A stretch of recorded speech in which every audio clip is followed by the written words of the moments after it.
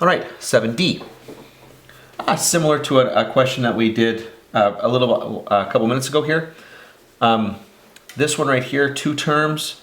The first term, there's nothing that can be factored here, but the second term there is. I can take out a common x, and that leaves me with x times x squared minus 1.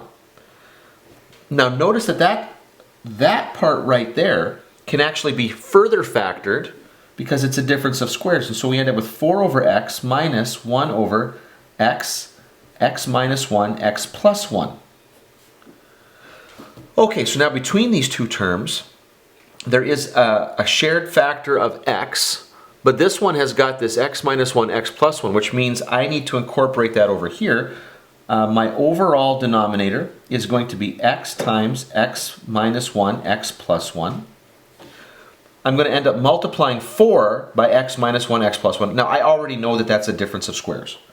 So I know that this is going to end up being 4x squared minus 4. It's basically like multiplying the 4 by this right here, what I'm circling.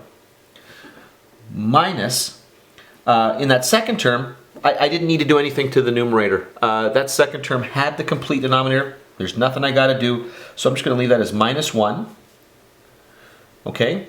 And so putting that all together, we end up with 4x squared minus 5 all over x, x minus 1, x plus 1.